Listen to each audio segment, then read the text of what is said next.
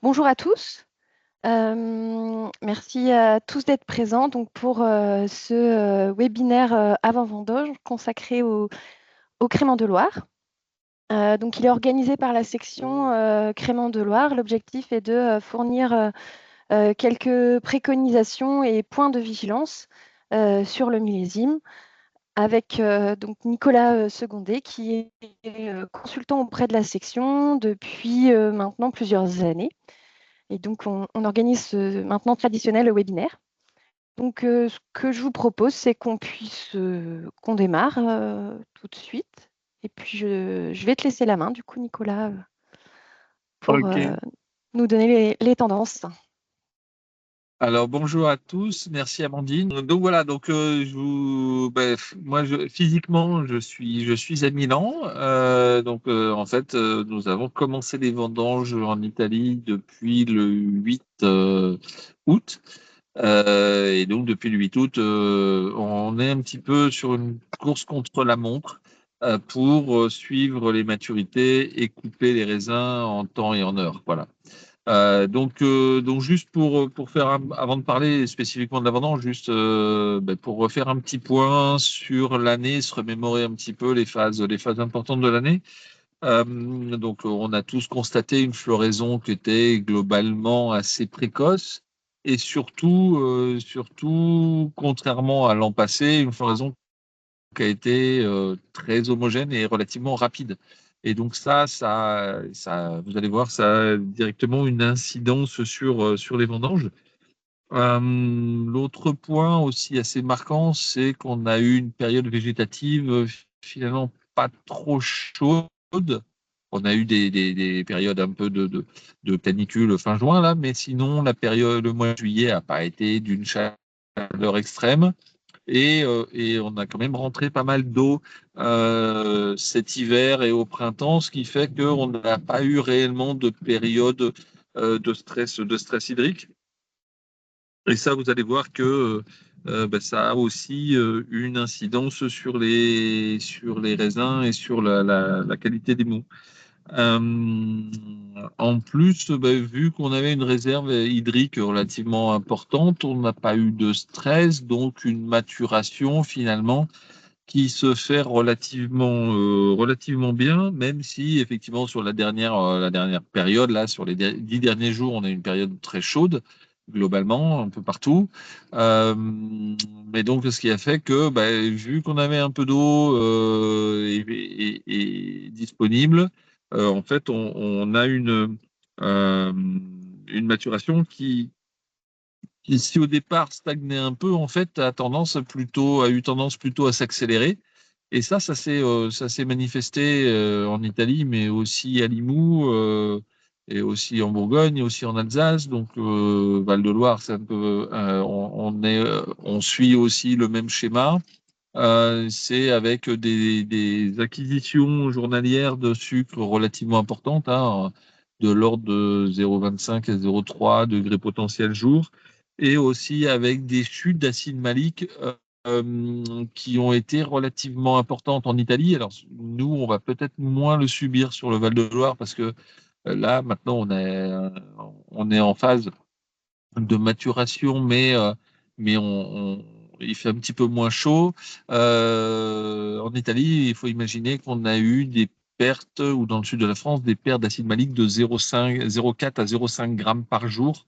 En fait, au départ, les vignerons étaient pas trop pressés de partir vendanger, et en fait, très très vite, on s'est dit que fallait y aller. Euh, et donc, et démarrer vite et démarrer fort parce que à partir du moment où le train est lancé, il s'arrête plus et on a ensuite on a du mal à suivre l'évolution de la maturation. Surtout que vu qu'on a eu une floraison très homogène. On l'a eu homogène sur les cépages les plus précoces, mais on l'a eu aussi homogène sur les cépages les plus tardifs.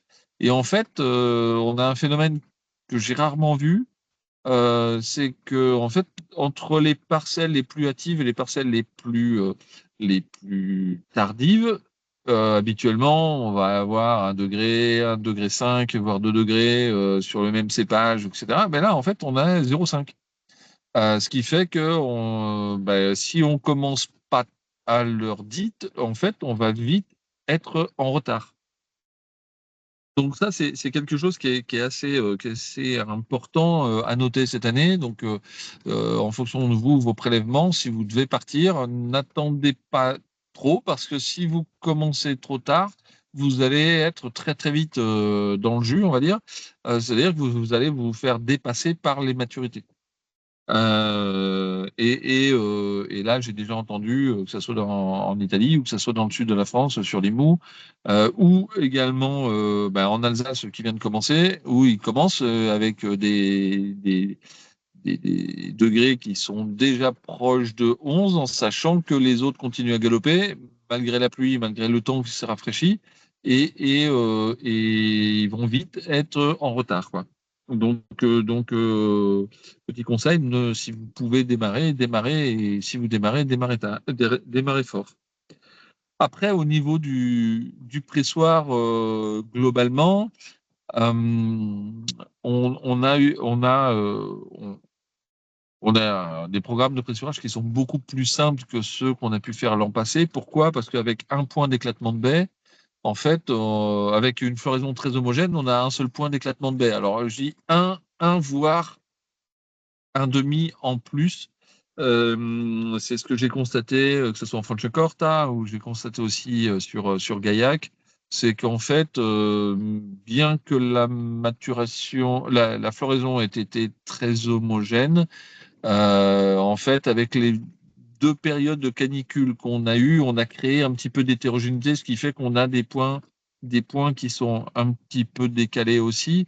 Et cela est aussi lié au fait que certaines faces de vignes fortement ensoleillées ont un peu brûlé, donc ça durcit les pellicules.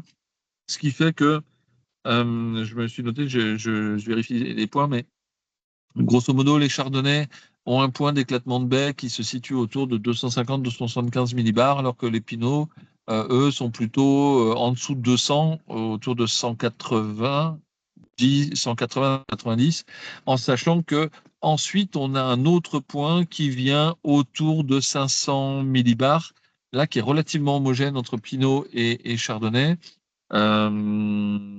Et donc, mais qui est plutôt lié justement à ce durcissement de la pellicule qui a été un peu brûlé par le soleil dans certains endroits.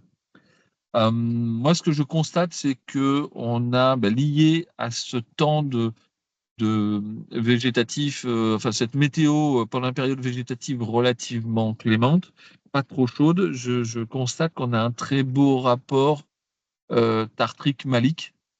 Donc ça a conservé, c'est-à-dire que en Italie, là, on a coupé avec des rapports de 2, donc 2 fois plus de tartrique que de malique. Sur Limoux, c'est pareil. Pour ceux qui sont partis au bon moment, on va avoir vraiment de très beaux rapports tartrique-malique. Pour autant, les pH ne sont pas tous très, très bas ou trop bas. Pourquoi? Parce qu'on a beaucoup de potassium.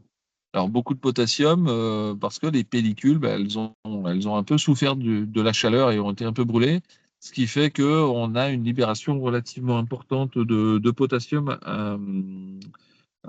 Et dans certains cas, mais on en reparlera peut-être un peu plus tard après les vendanges, mais également de calcium, donc quelque chose à suivre, hein. Ça fait depuis 5 ans que je vous parle du calcium comme une problématique. Attention, cette année, on a aussi des taux de calcium relativement importants. Les premiers points que j'ai, c'est autour que j'ai fait là dans le Piémont, en Alta Langa, on est autour de 120 mg de calcium, ce qui est énorme. On est un petit peu plus bas en Oltrepo Pavese, de l'ordre de 85 et 90 mg, mais ça reste fort. Et en tout cas, ça se traduit entre le potassium et le calcium, ça se traduit par des pH qui sont autour de 3, 3,20, 3,25, donc qui ne sont pas aussi bas que ce qu'on aurait pu attendre par rapport aux acidités. Autre point que j'ai constaté, c'est une libération de polyphénol euh, un petit peu forte sur les hautes pressions. C'est-à-dire que pour beaucoup de mes clients, en fait, ce qu'on a fait, c'est qu'arriver autour de 850-900 millibars de la première serre comme de la deuxième serre, au lieu de les laisser en cuvée, on les a en cuvée A, on les a basculés en cuvée B, histoire de garder des cuvées A très, très propres et éventuellement qui ne nécessiterait pas de traitement. Et ça se voit également très bien. Par contre, là c'est du visuel, ça se voit très bien sur les pinots noirs. C'est-à-dire qu'à partir du moment où, si on arrête notre QVA autour de 850 millibars, on a des QV A qui n'ont pas besoin d'être décolorés clairement, qui sont très propres. En revanche, l'instant qu'on passe au-dessus, qu'on laisse avec ces deux derniers paliers, soit sur la première, soit sur la deuxième serre, on se retrouve avec des couleurs qui sont potentiellement un peu limites, donc peut-être faudrait décolorer. Si on parle des polyphénols, autant l'an dernier, je vous avais mis en garde contre des libérations de polyphénols plutôt amers, oxydables, etc. Autant cette année, on a des polyphénols qui sont relativement matures, qui sont beaucoup plus intéressants, voire même un peu quelquefois excessifs, notamment par rapport aux raisins qui ont été un peu brûlés par le soleil. Donc faites attention à ça. Moi, je n'ai pas ressenti énormément d'amertume. Par contre, j'ai ressenti assez souvent un peu d'astringence sur les QVB et forcément sur les tailles. Euh, Ça veut dire une fois de... Et là, encore une fois, je me répète, ça fait 5 ans que je le dis et je le répète, euh, les sauterelles sont fortement déconseillées, déjà toujours, mais en plus cette année, parce que vont avoir un effet réellement impactant sur la libération de ces polyphénols. Euh, Autre point aussi à noter, c'est que c'est un peu lié aussi à la période végétative qui a été relativement clémente. C'est qu'on a un azote assimilable globalement correct. C'est-à-dire on n'est pas, sauf cas particulier, mais sinon on n'est pas en carence. Même s'il n'y a pas d'excès, on n'est pas en carence. Et ce qui fait que les fermentations, pour le moment, sont relativement régulières, sont pas explosives. C'est relativement régulier. Quand on est à 16, 17 degrés, on n'a pas vraiment de chute de densité extrême. Et ce qui fait qu'on a peu, je ne vais pas dire qu'on n'a pas, on a peu de problèmes de réduction. Donc ça, c'est vraiment plutôt bien. Et ce qui fait qu'on a des belles signatures globalement aromatiques. Euh, Moi, clairement, cette année, c'est un millésime que je sens plutôt bien, qui est plutôt équilibré au niveau aromatique, qui est plutôt équilibré au niveau acidulé, qui est même bien équilibré au niveau acidulé, même si voilà, il faut de toute façon retoucher l'acidité des tailles, etc. Et plus tôt on le fait, mieux c'est. Euh,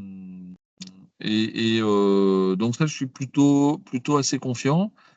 Les quelques points de vigilance quand même à avoir, c'est d'avoir un rythme de vendange suffisamment rapide pour bien suivre l'évolution de la maturité.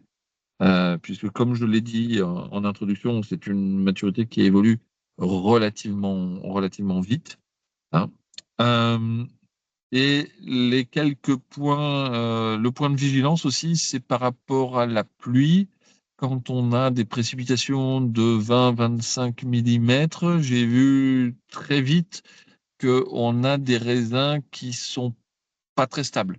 Donc, vraiment, suivez bien ça parce que on a notamment sur les grappes qui sont un peu serrées, les types Pinot, on a des grains qui ont tendance à prendre l'eau assez vite en même temps à pourrir un petit peu. Donc là, les premières pluies là, qui sont arrivées il y a 3 jours sur l'Italie, je veux dire, hier, j'ai commencé à voir des points de pourriture qui se sentent relativement vite sur les jus d'égouttage. Donc, mettez bien de côté vos jus d'égouttage, traitez-les bien à part et ça vous évitera de vous retrouver avec des goûts de moisi un peu généralisés. Voilà, c'est un petit peu le principe. Les taux d'extraction sont plutôt sont corrects, sont pas exceptionnels, mais en tout cas sont corrects. On arrive à sortir les jus sans trop de soucis en 3h30, des cycles de 3h30 de pressurage, 3h30 complet. Donc voilà, si. Autre point que j'avais noté au niveau de l'oxydabilité, on a des consommations de SO2 selon si on est en chardonnay ou en pinot, en sauterelle ou pas, etc., de 35 à 50 mg par litre. Donc, c'est-à-dire que si on ajoute 60, ben, on va retrouver soit pas grand-chose, soit 20 mg après débourbage. Par contre, sur les tailles, il faudrait quand même monter, surtout si on veut pas de malo, il faudra monter un petit peu pour être sûr de pas être trop oxydatif, quoi. Voilà. Voilà, je regarde parce que j'avais pris quelques notes pour être sûr de rien oublier. Mais voilà un petit peu, oui, les points dont on pouvait parler. Encore une fois, moi, le sens enfin, l'année se caractérise pour moi par un bel équilibre sur les acidités. Si on veut résumer, un bel équilibre sur les acidités et avec une tendance un petit peu à l'astringence. Donc, à vérifier ça au moment de vos débourbages, au moment de vos dégustations, pour, euh, pour mettre peut-être 10 grammes hecto de plus de colle de pois, de gélatine ou de colle de poisson ou autre. Et alors que les finales de bouche ont tendance plutôt à être pas mal, quoi.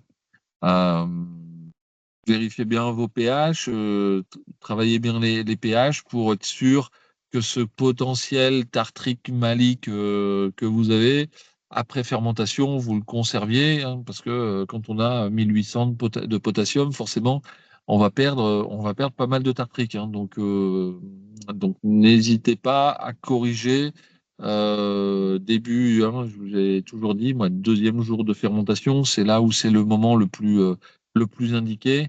N'hésitez pas à ce moment-là à corriger donc pour vous assurer vraiment de la stabilité de votre apport tartrique malique et de votre pH, etc.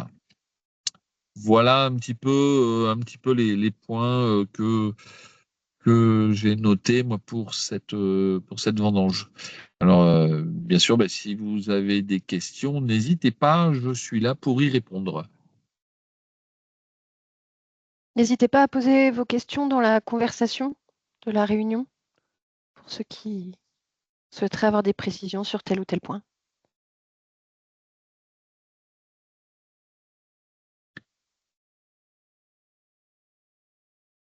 Alors l'autre chose, hein, donc la Fédé m'a demandé aussi de venir donc pour comme d'habitude, hein, pour faire les programmes de pressurage.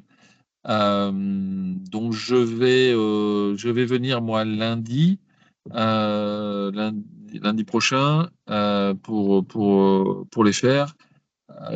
Si l'un ou l'autre veut commencer plus tôt et qui en a besoin, n'hésitez pas à me contacter et puis je pourrais vous faire passer. Alors, c'est pas des programmes qui auront été faits dans le Val-de-Loire, forcément, puisque je ne viendrai que lundi, mais ce sont des programmes qui ont été éprouvés déjà sur le nord de l'Italie, sur la, comment, euh, sur Limoux, et puis que je vais aussi regarder chez moi en Champagne, puisque je commence les vendanges samedi chez moi. Voilà.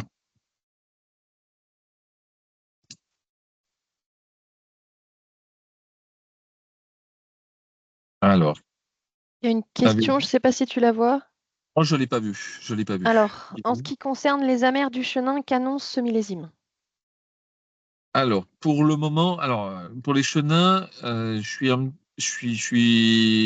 fait, j'ai pas beaucoup de données puisque, en fait, je n'ai vu qu'un seul pressoir de chenin. De la même façon que sur les chardots ou sur les pinots, en tout cas, le pressoir que j'ai vu, c'est une jeune plante sur Limoux.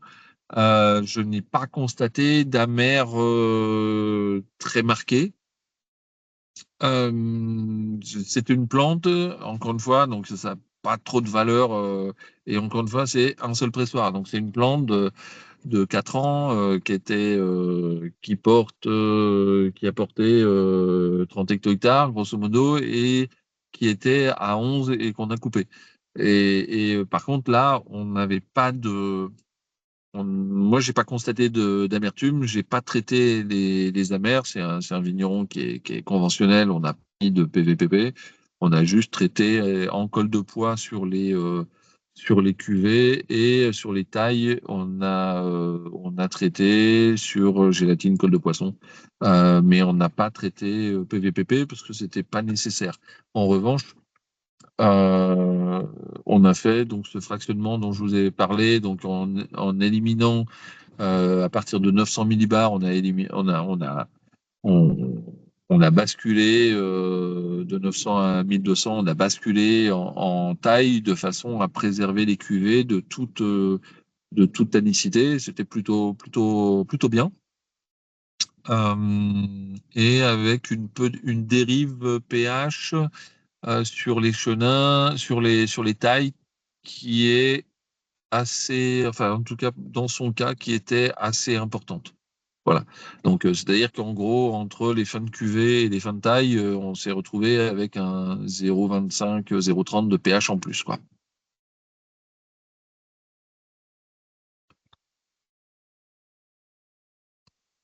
Voilà pour ça. Une autre question?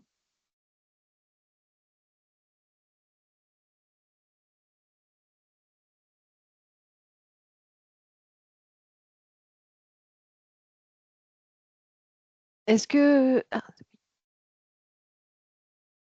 Ah, alors, Alors, il y a plusieurs questions. Pensez-vous envoyer proposition de programme sur Chardonnay début de semaine? Donc, oui, c'est ce qu'on oui, fera. oui.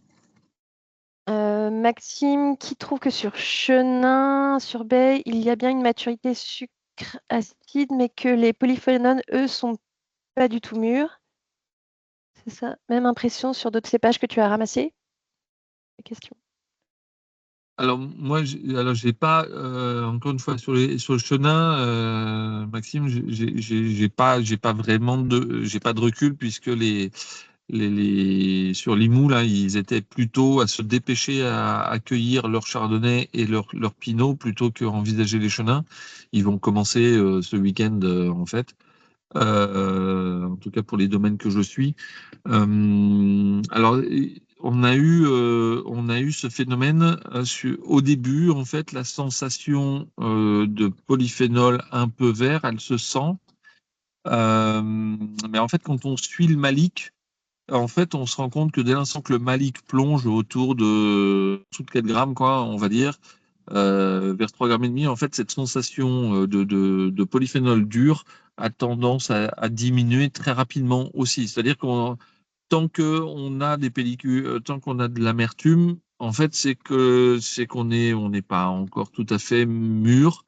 Alors après, effectivement, le point d'équilibre, ça fait partie de la problématique de l'année, c'est qu'en fait, on se retrouve avec des alcools qui arrivent proche de 11, voire 11 ou 11,2, et l'acide malique est encore fort, et d'un seul coup décroche. C'est-à-dire qu'en 2 jours, on peut se retrouver avec une perte de 1 gramme et demi, comme j'ai dit, 3 jours, 1,5 g d'acide malique, quoi. Et ça, là, c'est le bon moment. Et si on arrive à couper à ce moment-là, là, c'est vraiment top. C'est là où je vous disais, la problématique cette année, c'est qu'en fait, on a une vendange qui est une récolte qui est très homogène et tout arrive plus ou moins en maturité au même moment. Donc, on est obligé d'anticiper un peu et de finir un poil plus tard et pour autant avoir une moyenne qui soit correcte. Donc, moi, je suis pas très inquiet sur la maturité des chenins, pour te dire tout, parce que j'ai vu que tous les cépages qui étaient un petit peu verts au départ, en fait, dès l'instant qu'on est tombé en dessous de 4 grammes de malique, on s'est retrouvé avec des belles structures et on a perdu beaucoup, beaucoup d'amer.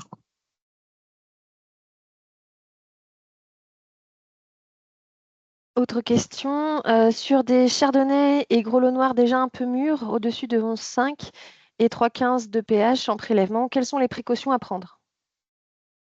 Donc les précautions, c'est sur les grelots comme sur les chardonnays, hein, donc c'est chargement direct du pressoir, ça c'est vraiment vraiment impératif. Pas de sauterelles parce que là, sur tous les grelots, hein, on va les exploser.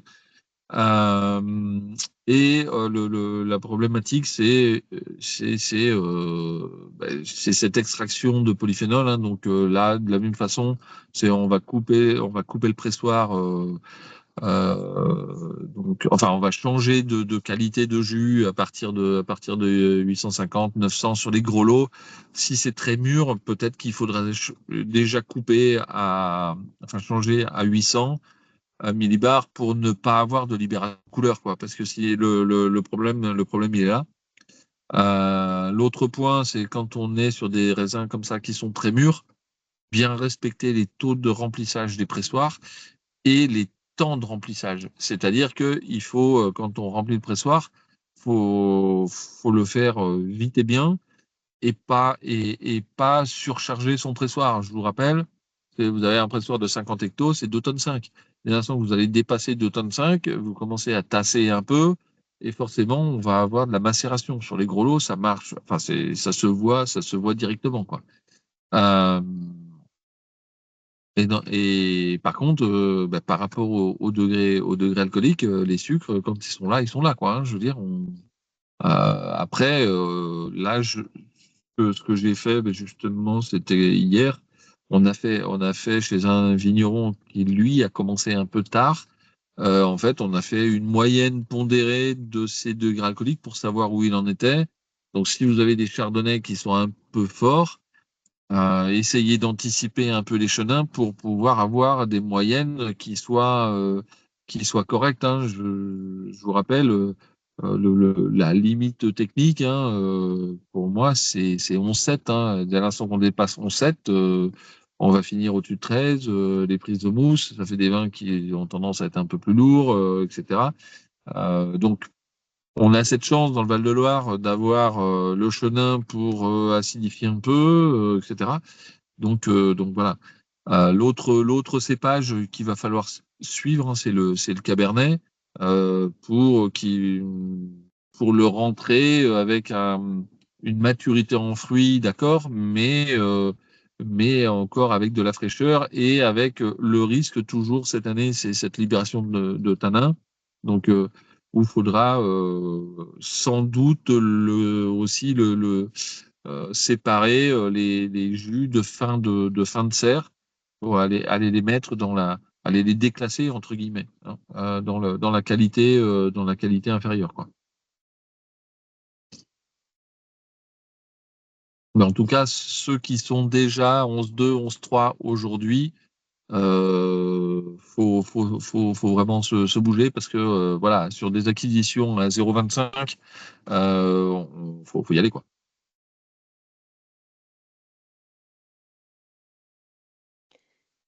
Une autre question là, si besoin de désacidifier, est-ce efficace après des bourbages et avant FA? De désacidifier, c'est ça, tu me dis? Oui, Besoin de désacidifier cette année, j'ai pas vu. J'ai pas vu. En tout cas, voilà. Je serais, enfin, rien n'est impossible. Mais cette année, je n'ai pas vu de besoin de désacidifier. Par contre, on peut tout à fait le faire sur jus. Bon, après, ça, tout dépend des pH et tout dépend de l'objectif. Moi, dans ce cas-là, enfin, vu la vendange, s'il y a un lot qu'il faut désacidifier, je dirais que j'y touche pas et je désacidifierai après quand la vendange sera terminée s'il y a besoin, parce qu'il y a peut-être d'autres cépages qui auront besoin de cette acidité un peu excessive sur un lot, quoi. Voilà. Voilà ce que je répondrais à ça, quoi.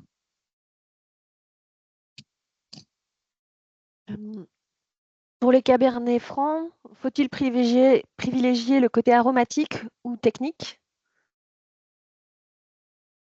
Bah, clairement, quand on parle de crément, c'est plutôt la maturité technique, hein. Parce qu'au niveau aromatique, bon, on va pas chercher une expression aromatique du cépage très importante. Donc c'est la maturité technique qui est à privilégier, c'est clair.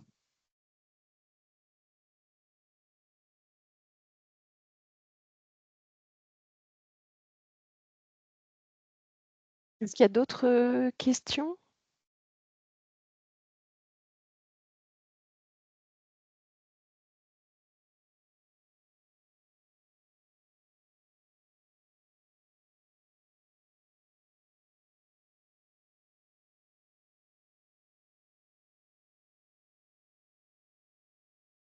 Alors, oui.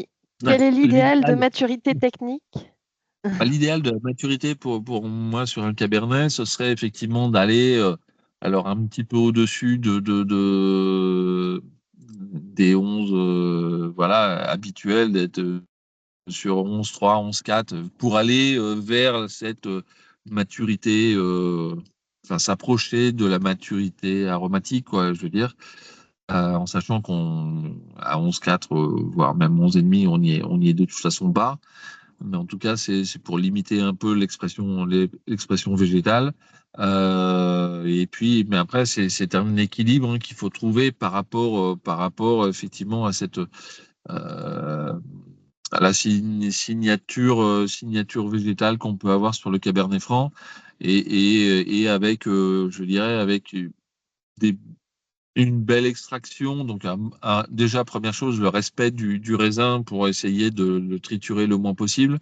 Et avec une belle extraction, un beau fractionnement, on arrive à sortir quand même des cabernets très fins, fruités, et pour autant avec aussi une belle acidité. Hein, donc c'est un cépage aussi qui a tendance à décrocher au niveau de du pH sur les tailles. Donc plus on sera respectueux du raisin, de l'extraction, etc., plus on aura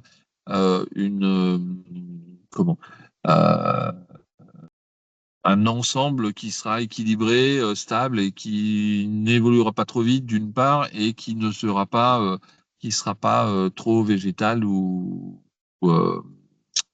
ouais, avec une signature un peu végétale, quoi. Donc, voilà, on peut le Cabernet si si on a cette capacité à accueillir soit des chenins assez frais, on peut le pousser un petit peu, mais en sachant qu'on a quand même limité sur le fait que une cuvée de crément, ben, voilà, techniquement, 11,7, c'est le maxi-maxi si on veut pas si on veut garantir des prises de mousse complètes et sans souci, quoi.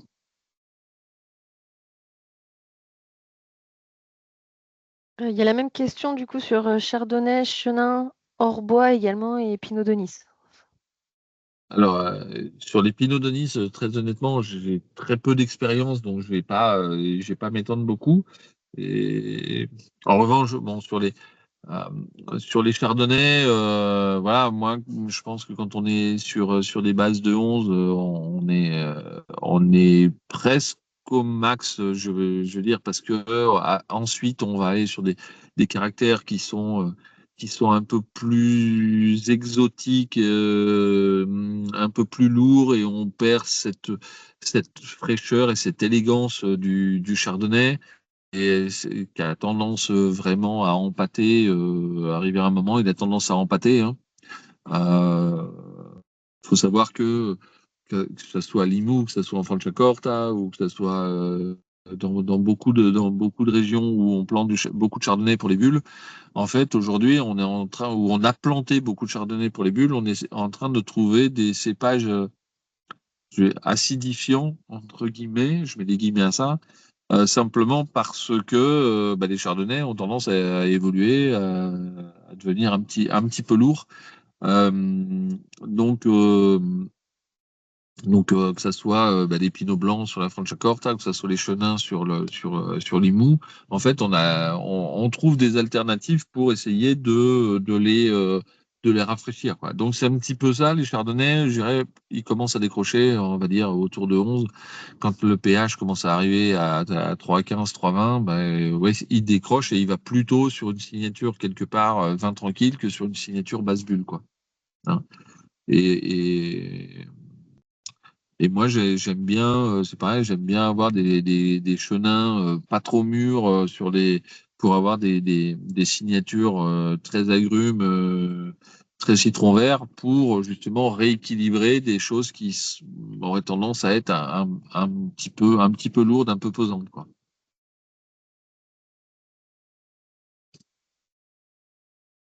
Est-ce que ça répond un peu à la demande?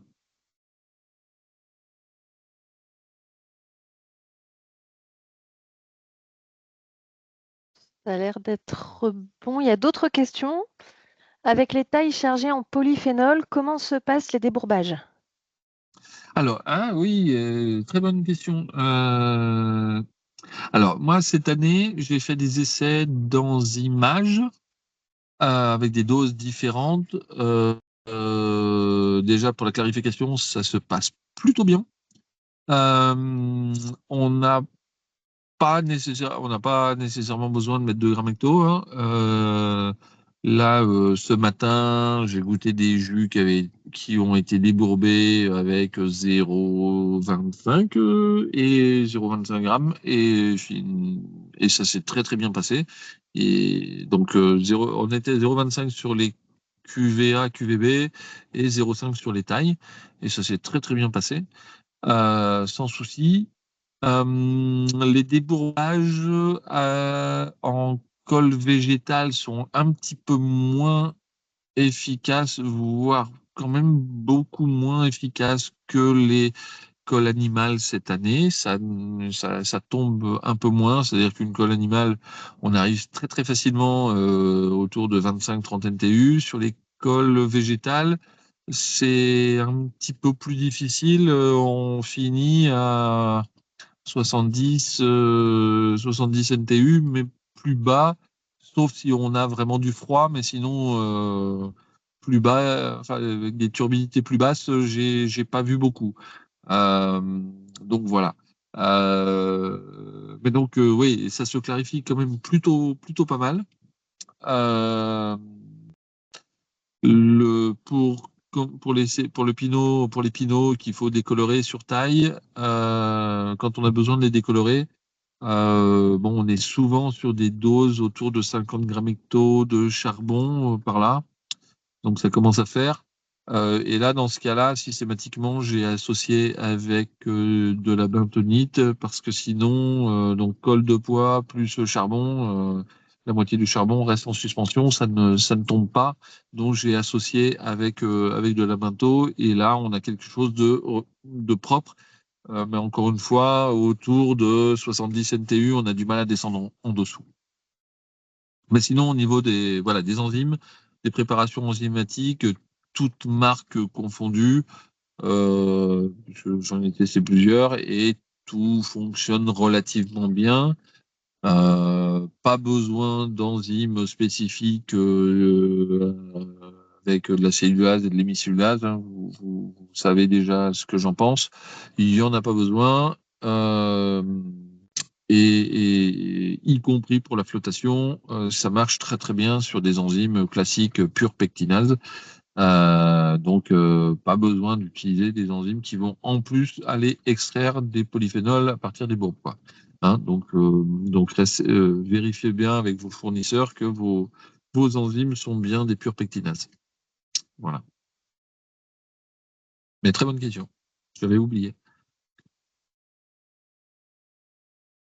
Une autre marque, j'ai bien peur que l'on soit obligé de faire des vins de base demi-secs. Qu'en pensez-vous? C'est malgré tout intéressant aromatiquement. Oui, alors ça fait partie effectivement des options que l'on a, c'est de bloquer des vins avec des sucres résiduels. Simplement, ça se bloque pas comme ça très très facilement. Et faut anticiper aussi la conservation de ces vins, parce qu'il ne s'agit pas non plus de se retrouver avec des vins oxydés. Ah,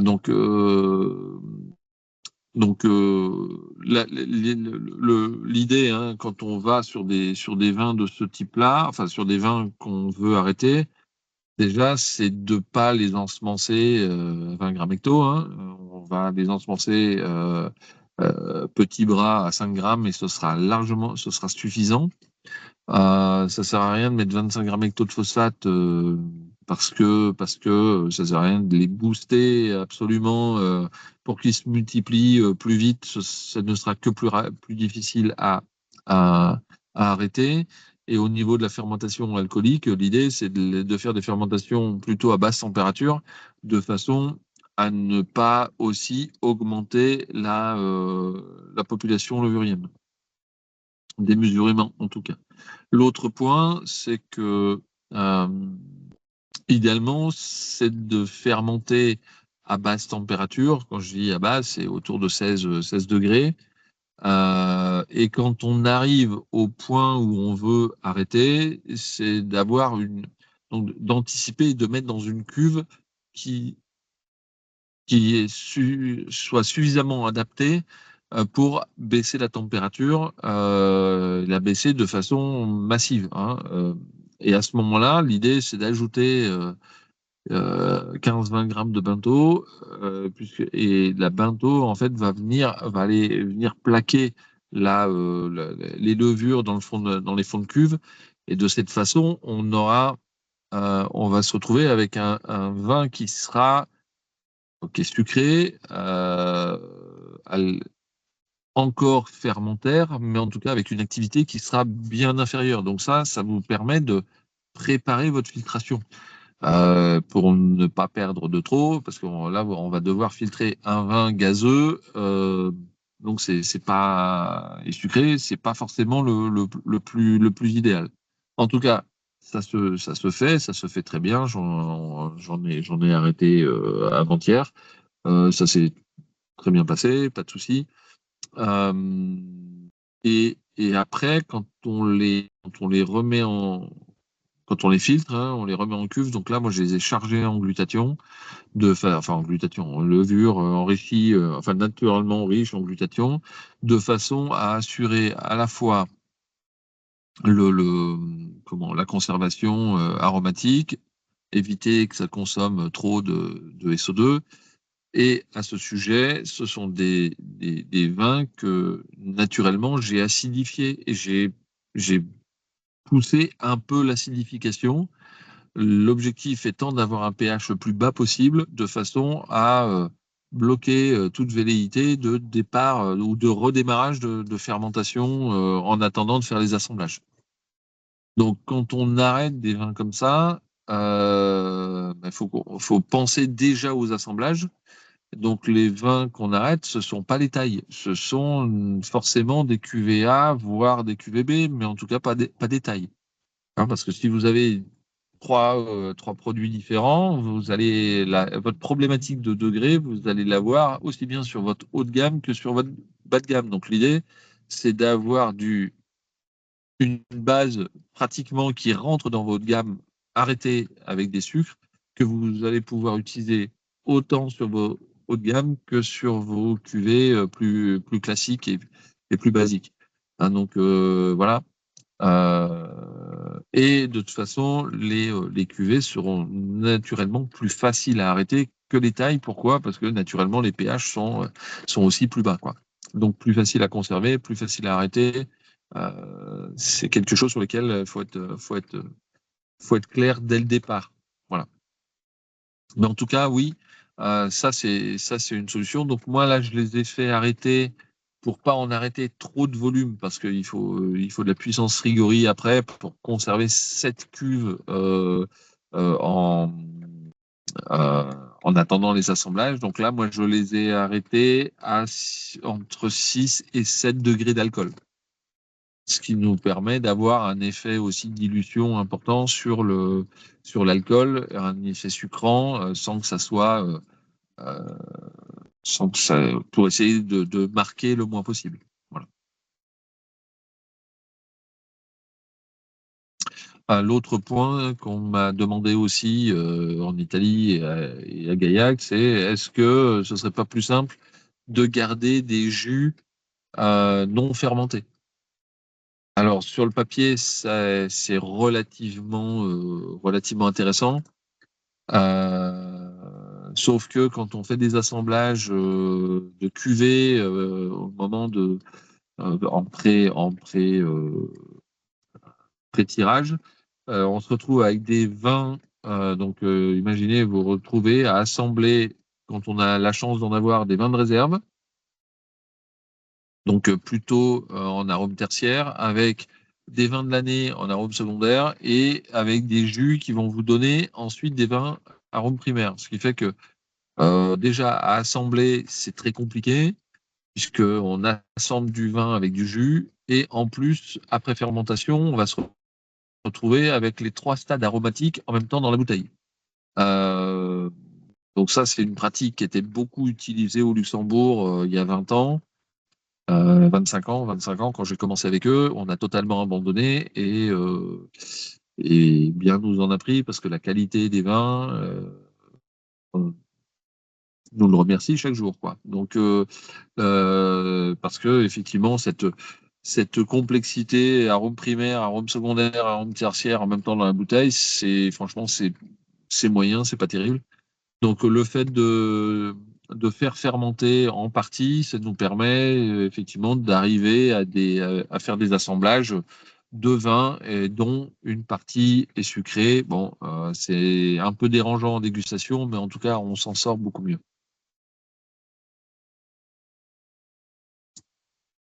Est-ce que j'ai été clair sur ce point-là?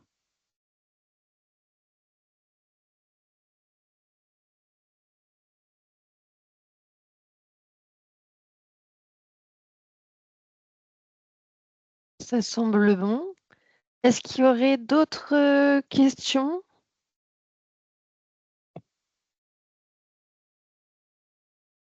Donc, peut-être juste pour rappeler, effectivement, comme l'a indiqué Nicolas au début de son intervention, donc dès le début de la semaine, on pourra envoyer du coup les programmes de pressurage dès qu'ils auront été faits. Donc, au fur et à mesure, voilà, des vendanges des différents cépages. Pour information également, ce webinaire donc, est enregistré et sera diffusé également pour ceux qui souhaitent le revisionner certaines parties ou pour ceux qui n'ont pas pu y participer. Donc, il sera disponible, il sera diffusé par mail et il sera également disponible sur la plateforme Techniloire, sur laquelle on mettra également tous les programmes de pressurage au fur et à mesure de leur établissement. Juste une question par rapport à ce que tu proposais, Nicolas, au début concernant les programmes de pressurage déjà établis. Est-ce qu'il y en a Oui. plusieurs qui seraient intéressés du coup pour les avoir, ces programmes, même s'ils ne sont pas encore adaptés au Val-de-Loire? Est-ce que certains seraient intéressés? Auquel cas, je pourrais peut-être les diffuser. Oui, il y a déjà une réponse positive, hein. Ok, j'ai pu passer très vite. Pablo, si tu veux, je vous propose tous ceux qui veulent démarrer très vite là et qui en ont besoin. Vous avez tous mes coordonnées, vous m'envoyez vos mails à tous là, et puis je vous les fais passer demain matin. matin, j'ai un tout petit créneau demain matin avant d'aller à nouveau sous les pressoirs. Donc je pourrais encore vous les faire passer demain dans la matinée, quoi. Voilà. Ok. Eh ben, effectivement, ils sont plusieurs à À ce en moment-là, avoir ben, besoin. vous m'envoyez vos mails, comme ça me permet de ne pas les rechercher. C'est pas que je suis flemmard, mais c'est juste qu'en ce moment, le temps est compté. Et comme ça, je vous réponds direct. Vous m'envoyez soit sur mon téléphone, soit sur mon mail, et je vous réponds, je vous répondrai demain matin. Très bien. Sinon, bah, on va clôturer du coup ce webinaire. Eh Merci bien, merci. Nicolas, en tout cas, pour tous ces conseils. Et effectivement, bonne vendange, en tout cas, à tous. Bon courage. Bonne Voilà. vendange à tous. Voilà, soyez. La base est bonne, donc on va essayer de faire des super vins cette année. C'est plus facile que l'an passé, je crois. Voilà. Donc en tout cas, je suis à votre disposition. Merci Amandine d'avoir fait une parenthèse dans tes vacances, faut le dire aussi. Donc merci beaucoup d'avoir organisé ça, ce webinaire. Et puis donc voilà, lundi, je serai par chez vous, en tout cas pour bosser sur les programmes et vous les affiner le mieux possible. Voilà.